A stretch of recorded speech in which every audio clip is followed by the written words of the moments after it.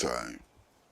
This week, we are going to pay attention to the mid-year review of the budget. And we're going to be doing that from the point of view of workers. How does the mid-year review of the budget affect the working people of Ghana? Are there any prospects? What do we expect? And so on. Welcome to Talktime.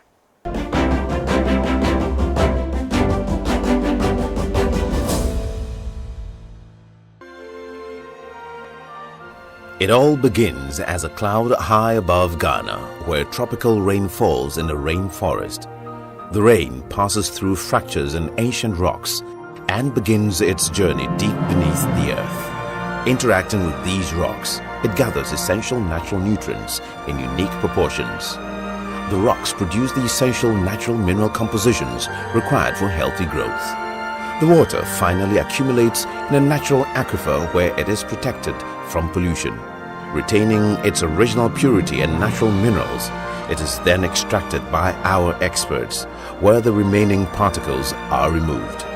The water is then sterilized to keep it fresh and safe before it is bottled and made ready to drink.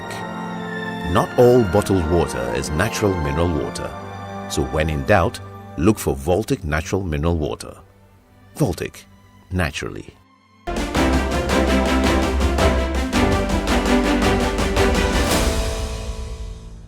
Welcome back to Talktime. As I indicated from the very beginning, we are looking at the mid-year review of the 2024 budget. And we are looking at it from the point of view of the working people of Ghana, workers of Ghana, organized labor, and so on. How is this going to affect workers? What are the full implications? Are workers expected to have some relief and so on? And we have the very distinguished pleasure of having in the studio Mr. Franklin Owusu-Ansah, who is the General Secretary of the Health Services Workers Union of the Trades Union Congress of Ghana. So you're welcome to the studio. Thank you, my brother. Now, this mid-year review of the budget, what is it? Why do we have to review the budget mid-year? Okay, so every budget has a time frame, and once you get to halfway, you want to see whether you are on course, what you set yourself to do, whether you are doing it, what items are you doing well, what items is not going well, and how you can make amends to make sure that at the end of the year, you will achieve your set targets. So it's a routine. It's something we've been doing all these years, and this year is no exception. But this is new. I mean, it wasn't like this before. Why? Is it because the assumptions we make at the beginning of the year are thought, we think that they could be invalidated by the middle of the year? What is it? So, because the budget is based on assumptions. Yeah. Why can't we make assumptions for 1 year? Why 6 months? So we live in a world that is very uncertain. And for that matter, the assumptions underpinning this budget may change. And that is why mid-year, you need to see whether the assumptions you made are right, the projected revenues, you will be able to achieve them, or maybe the projected expenditure, you need to make amends. So if you look at it from the point of view of monitoring and evaluation, it is good. Because 1 year is too long a time to assume that your assumptions may work. Also, the mid-year review has been read. Yeah. There are some who think that it is okay, it is good. There are some who think that the indications are very bad. And there are some who say that nothing will change. What do you think? So, on the whole, looking at the review on the whole, I would say it is okay, but to the average worker, he's not seeing anything. If we want to take the point of the indicators, if you say by the first quarter, Statistical Service has seen that we have grown by 4.7% as against 3.1 that was projected. It's something good. Or 3.1 per the first quarter last year. If you want to compare this, it's good. But what does it mean to the average worker? If you say inflation is dropping, and for that matter, we are seeing inflation figure of about 22% or 22 point something, very good. It is good. But I ask again, what does it mean to the average worker? If you say you have completed or you have successfully completed the debt exchange program, including domestic and foreign, external, that is very good. And because of that, IMF has given you additional $360 million to stabilize the currency. These are good. So inflation, that means that the pricing of commodity, the pressure on the pricing is reducing. But in Ghana here, is that the case? How much do we buy a ball of kenke? Is it that the size has increased because inflation is coming down or the price is reduced? Nothing has changed. If we want to look at stabilizing the dollar or the foreign exchange, it's a good indicator, very good indicator, which means that there wouldn't be pressure looking for foreign exchange to go and bring in goods. But the pricing, as we see with foreign goods, when it goes up, does it come down? No. If these things doesn't change, then these indicators doesn't mean anything to the average worker. Assuming these indicators have changed pricing such that the commodities that we buy on daily basis, the prices has changed, coming down, then it means something for the worker. But other than that, the worker still has the same amount of money and it can't buy any more goods. It buys the same quantity of goods or even less. Then the worker is worse off. Now, concretely, yeah, is the Ghanaian worker worse off? Yes, I would say the average worker is worse off. If for the beginning of the year up to now, inflation is still over 20%. What it means is that from the beginning of the year, the quantity of goods that I'm able to buy, it has reduced by 20%. And so I am worse off.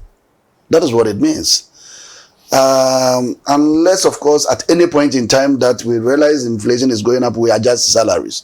Then it means that you can buy the same quantity of goods. But it doesn't work that way.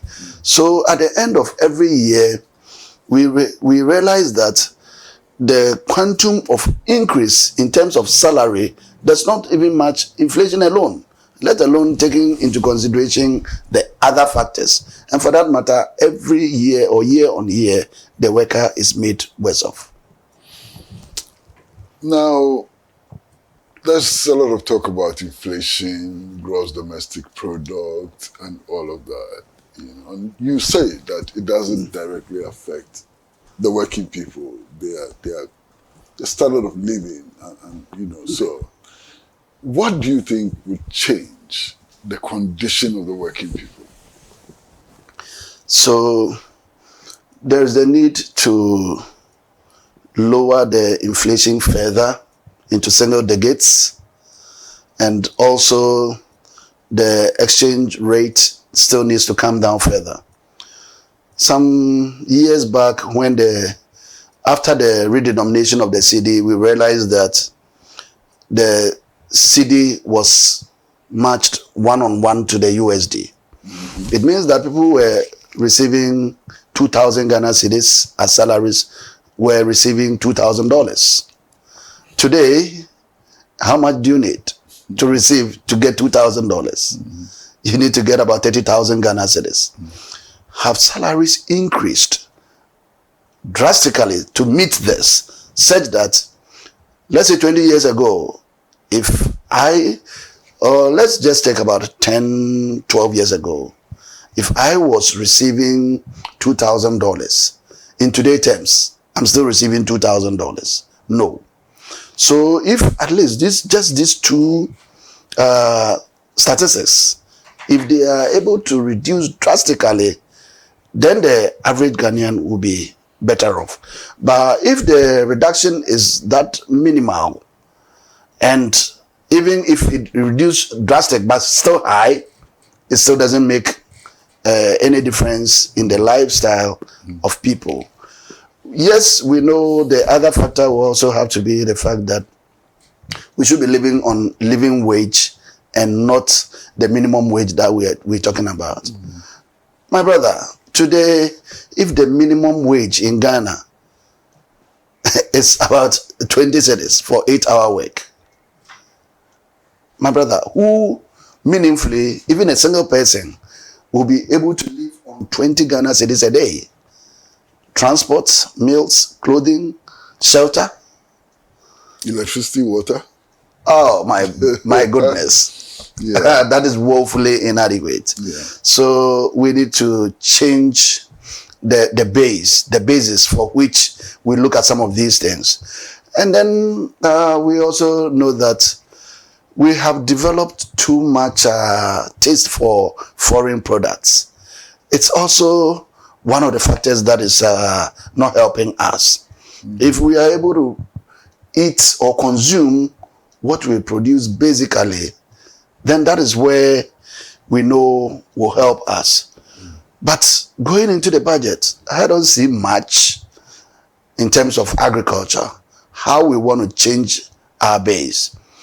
I don't see much when it comes to industrialization and how we want to produce the kind of goods that we consume. If we are able to industrialize, more people will get jobs, will reduce unemployment. And that is where we can also produce exactly what we consume. Then there's no pressure on the foreign exchange to go and import. So if you put all these things together, then we have also not talked about taxes. There is too much taxes in the economy. I heard the government justifying why they have to keep COVID levy and still have to keep e-levy. This is tax on tax. I don't think e-levy, personally, I don't see e-levy to be a progressive tax for workers. Because when I took my salary, I have paid tax on my salary. Then if I just want to send part to you as a friend, I pay tax on it. Whilst you are taking that money, you still have to pay something on it. The same money being taxed over and over and over again. This tax must go. Well, they said that they will review it at the end of the year, but we thought, or as workers, we thought something could have been done about it this time round. Before the mid-year review of the budget, one of the most worrying things was the closure of businesses. Businesses were said to be relocating. Is there anything in this budget which can assure us that those businesses will return, or that a lot more businesses will not relocate from the country? So, first of all, let's look at the basis for which businesses relocate. One is instability of the economy or the system. Has it been stabilized? Is this budget stabilizing the economy? Then the other thing has to do with the fear of outcomes of elections. Well, we have had promises that before, during, and after we are assured of peace, but businesses will want to stay back and look at the outcome before they come back, or even new ones come to set up. But the taxes in the system, I don't want to believe, has been reduced to favor businesses to come in to settle.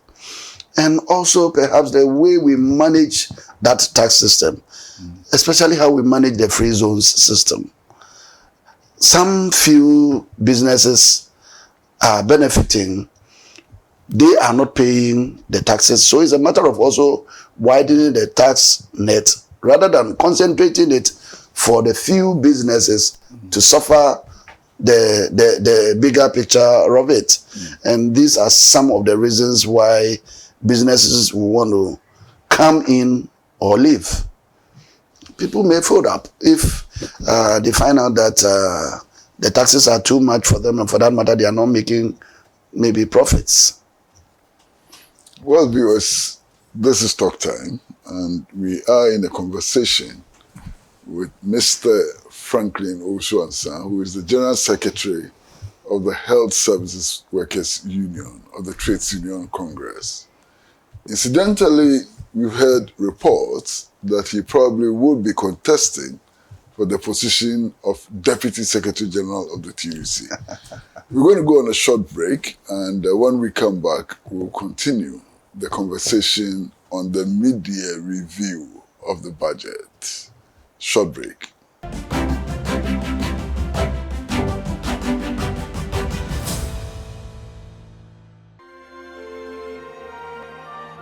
It all begins as a cloud high above Ghana, where tropical rain falls in a rainforest. The rain passes through fractures in ancient rocks and begins its journey deep beneath the earth. Interacting with these rocks, it gathers essential natural nutrients in unique proportions. The rocks produce the essential natural mineral compositions required for healthy growth. The water finally accumulates in a natural aquifer where it is protected from pollution. Retaining its original purity and natural minerals, it is then extracted by our experts, where the remaining particles are removed. The water is then sterilized to keep it fresh and safe before it is bottled and made ready to drink. Not all bottled water is natural mineral water, so when in doubt, look for Voltic Natural Mineral Water.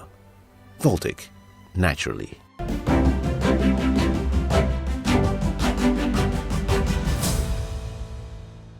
Back to Talk Time, and we are in conversation with Mr. Franklin Osuansa, General Secretary of the Health Services Workers Union of the TUC, and we are talking about the mid-year review of the 2024 budget.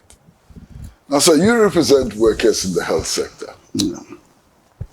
Is there anything interesting in this mid-year review for the health sector?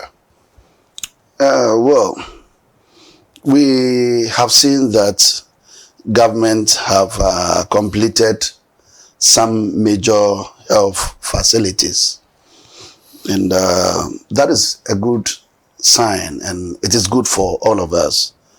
But as a workers organization, we realize that there are a lot of health workers who have completed schooling and are staying at home.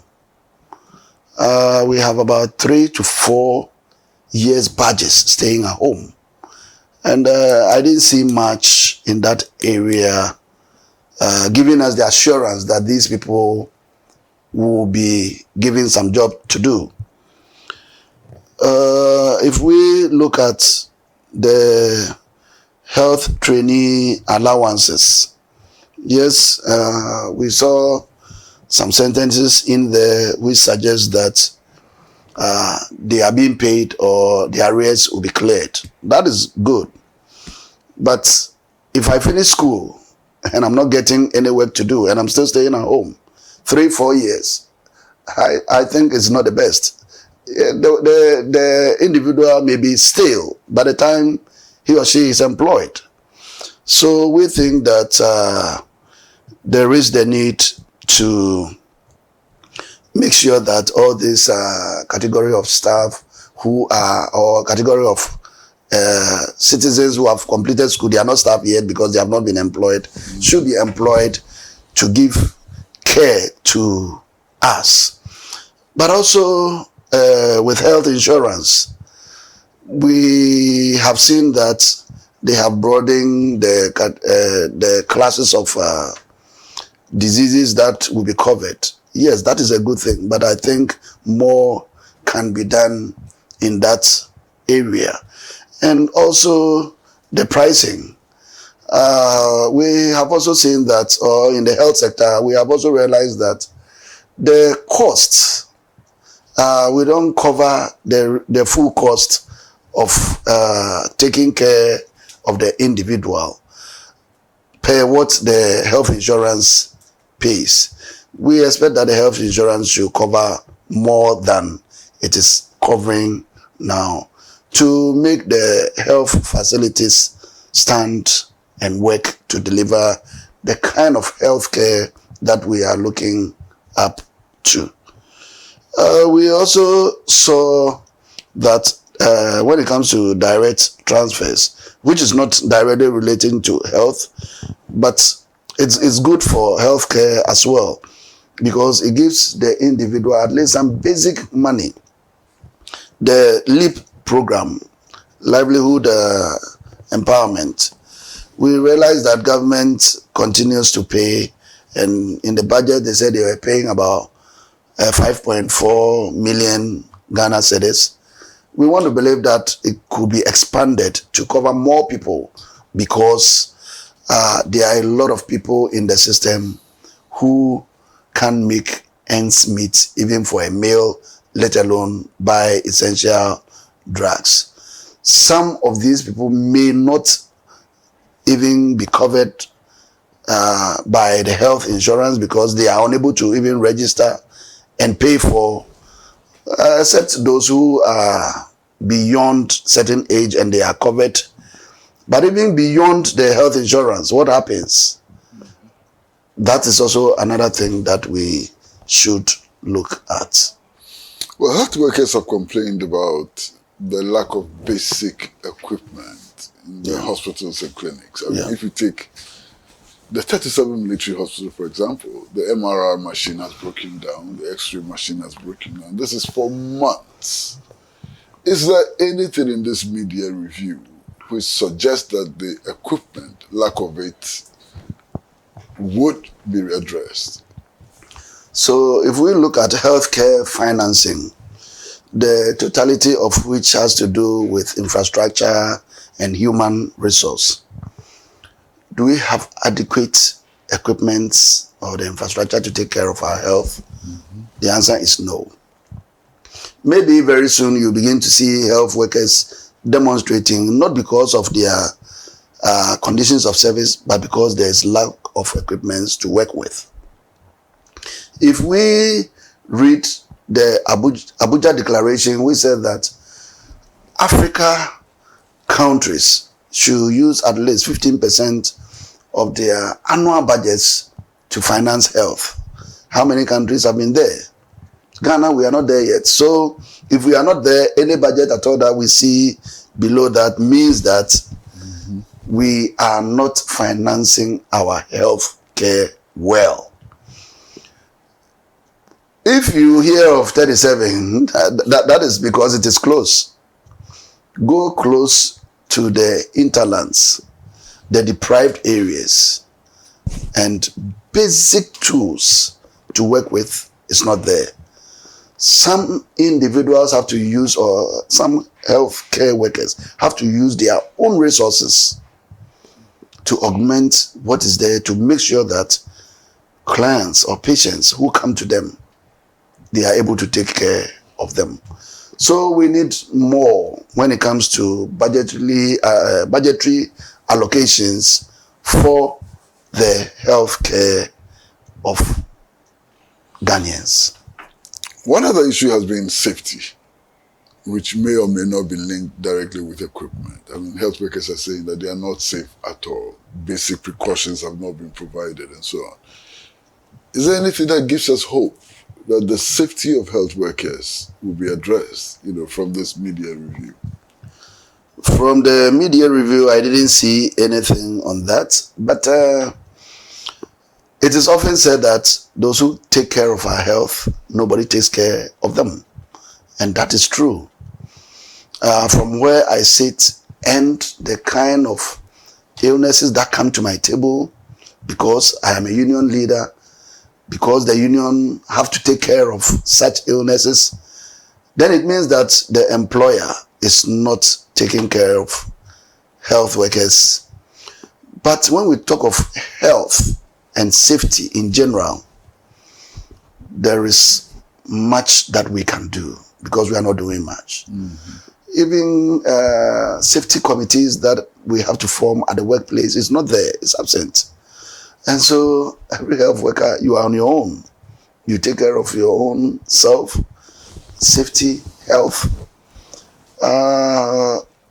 We want to believe that the worker and the employer put together can do better taking care of the health workers, because if these health workers are not well taken care of, how would they be able to take care of the whole citizenry? How many health workers do we have in Ghana? Public sector, maybe about 120,000 or less. And if we have these 120,000 people taking care of over 30, how many million Ghanaians? 32 to 34 million. And we can't take care of this 120,000. How can they take care of the 34 million? Now, one other problem in the health sector has been just the exodus of personnel. We are told that nurses are leaving the country. They are going to Europe, they are going to Dubai, and so on. How do we keep that? Is there any hope? What is in the media review which promises to deal with the problem of exodus of health personnel? My brother, you keep referring to the media review as if media review will solve all our problems. That is interesting because this problem has been there for just too long. But I want to believe during the time that ADHA, that is the additional duty allowance, was paid to the health worker, and then it was consolidated, and we had the health sector salary structure 1 and 2. It brought in some gains, which means that one of the factors, the push factors, has to do with conditions of service. So if the condition is better, people will stay. We have also realized one of the push factors has to do with the fact that people go there to better themselves, education. But most of the people who are leaving is because their conditions are not good. Why would a qualified nurse leave Ghana, go to the West, and go and do care work? It is because the care work, there is more money in it than practicing maybe professional nursing. So the baseline is that conditions of service for health care workers need to be improved. And we want to believe that if this is improved, it will curb it. And also, there are a lot of people out there who are not getting work to do. And so the government thinks that, the employers think that if these people leave, they still have a buffer. But you and I, would we take the fresh people to take care of our health or the experienced ones? Why would you allow the experienced ones to be living? Migration is a phenomenon that nobody can stop it. But people should not migrate because they are pushed to migrate. It should be a matter of choice. It's because I want to settle here, not because my condition of service is bad. Well, viewers, we're going to take another short break. We are in conversation with Mr. Franklin Owusu-Ansah, who is the General Secretary of the Health Services Workers Union of the TUC. We are talking about the media review of the 2024 budget. Now, when we come back from break, I'd like to find out from him what the responses of organized labor has been to the problems confronting the working people, the workers of Ghana, the unionized workers of Ghana, and whether going forward we expect a lot more militancy from the Trades Union Congress and its affiliates. Short break.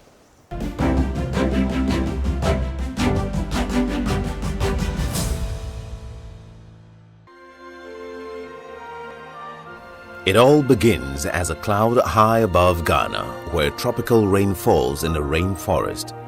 The rain passes through fractures in ancient rocks and begins its journey deep beneath the earth. Interacting with these rocks, it gathers essential natural nutrients in unique proportions. The rocks produce the essential natural mineral compositions required for healthy growth. The water finally accumulates in a natural aquifer where it is protected from pollution. Retaining its original purity and natural minerals, it is then extracted by our experts, where the remaining particles are removed. The water is then sterilized to keep it fresh and safe before it is bottled and made ready to drink. Not all bottled water is natural mineral water, so when in doubt, look for Voltic Natural Mineral Water. Voltic, naturally.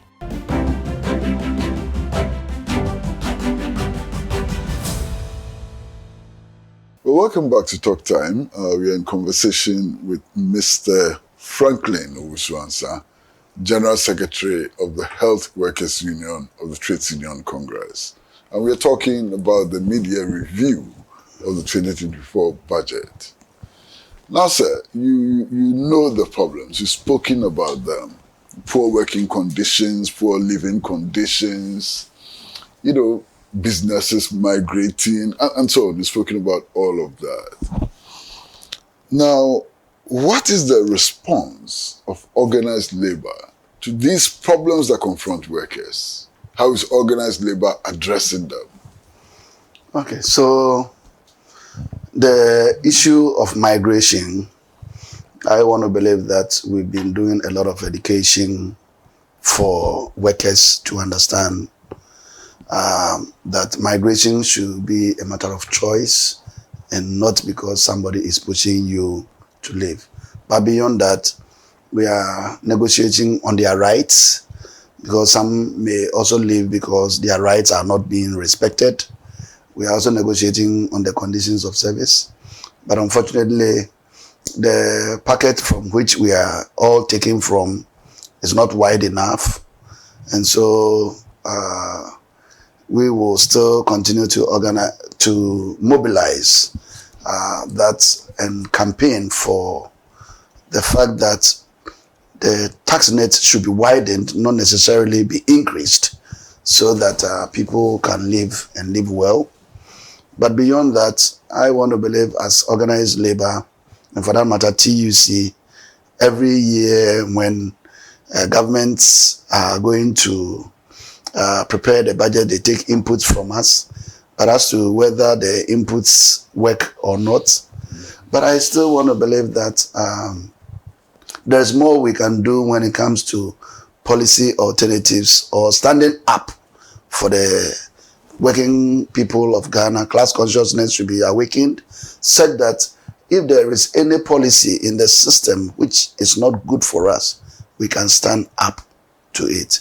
I think sometimes we sleep too much. You talked about militancy. Well, I want to believe that whatever you are looking for, if you get it, then there's no need to fight. So there is a lot of arguments, or it even comes up to the public that their workers are looking for A, B, C, D, and they are not getting. If you take your A, B, C, D there and you get it, nobody hears of it. Yes, we do much, but I think what we do is not good enough to satisfy the hunger of the ordinary worker. There's one specific case of the fight for trade union rights with respect to the Azogli power plant. The Trades Union Congress declared a general strike and backed down. What is the state now? Have you succeeded? Have you been able to restore the rights of workers to form unions in the Asogli plant? Unfortunately, no.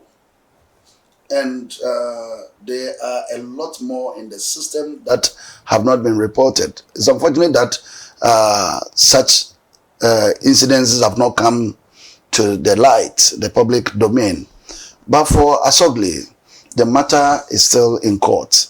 And so all those who we relied on and backed down our strike have now left the issue to the court.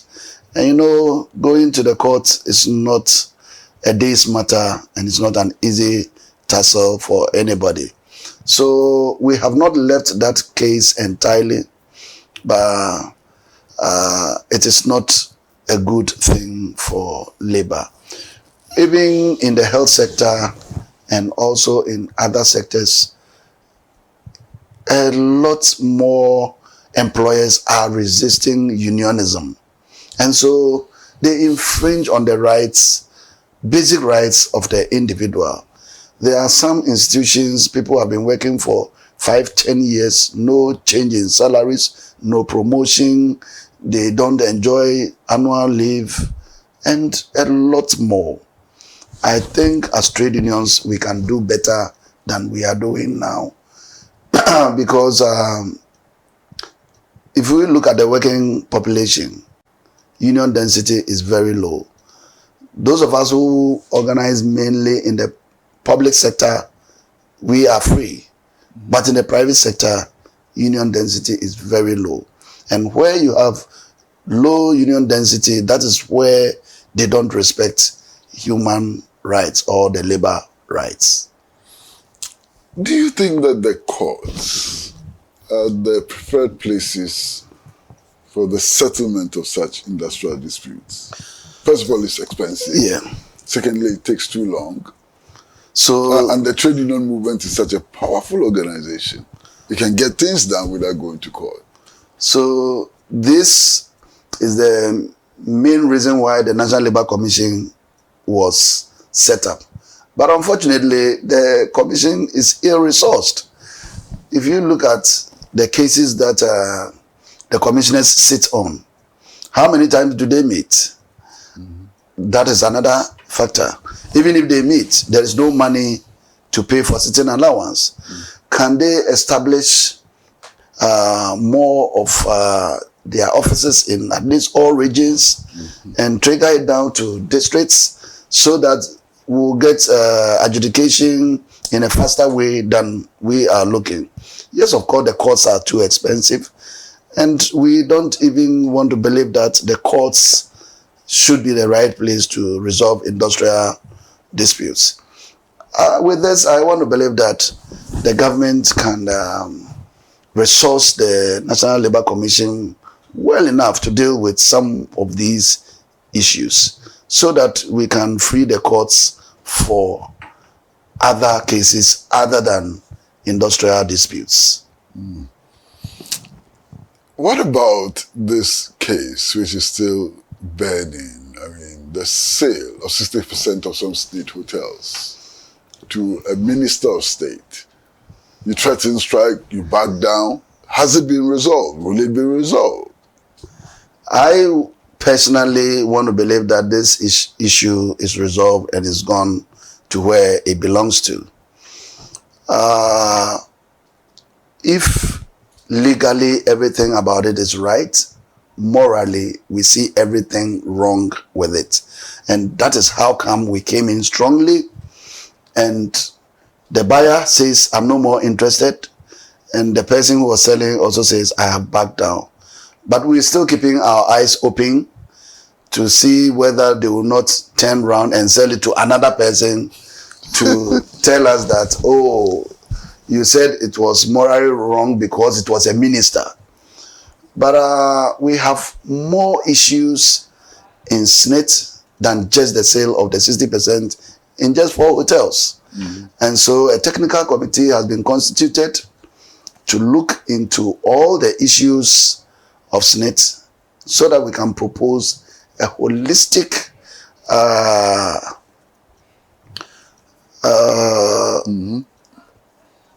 solution. Yeah, so that we can restructure. We can restructure the way SNET is for now. Whether we like it or not, SNET is our basic pension. And if the basic one does not go well, no other pension will go well, or no other scheme will treat us the way SNET is supposed to treat us. If with the other pensions like tier 2 and tier 3, we are able to cap expenditure not beyond 2.5% of the assets under management, why can't we cap SNET expenditure? If the other pension schemes are able to be law-abiding in terms of regulation, why is it that SNET is not being regulated as it's supposed to be? But most importantly, I want to believe government is taking all workers or majority of workers, because it's the biggest employer, for granted. If SNET collapses today, it is not only because of bad management, but it is also because contributions are not coming. For tier 2, we know government is owing the schemes of about 10, 11 months. Almost a whole year, contribution has not come in. If these contributions have not come in, it means that the individual is losing the investment returns on that money. So it's the same way SNET is also losing these monies that they could have collected and invested to make the fund or to boost the fund. So we see that there is more to it than just the sale of these hotels. We're taking another short break, and when we come back, we have just a little time left. When we come back, I'd like to look at the upcoming elections in the TUC. I'd like to find out from our guest whether indeed the rumor we are hearing about him contesting for the position of Deputy Secretary General is true, and why he wants to contest. Short break.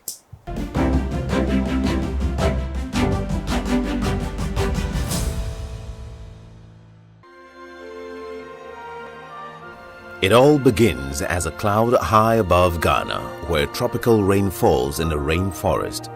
The rain passes through fractures in ancient rocks and begins its journey deep beneath the earth. Interacting with these rocks, it gathers essential natural nutrients in unique proportions. The rocks produce the essential natural mineral compositions required for healthy growth. The water finally accumulates in a natural aquifer where it is protected from pollution. Retaining its original purity and natural minerals, it is then extracted by our experts, where the remaining particles are removed. The water is then sterilized to keep it fresh and safe before it is bottled and made ready to drink. Not all bottled water is natural mineral water, so when in doubt, look for Voltic Natural Mineral Water. Voltic, naturally.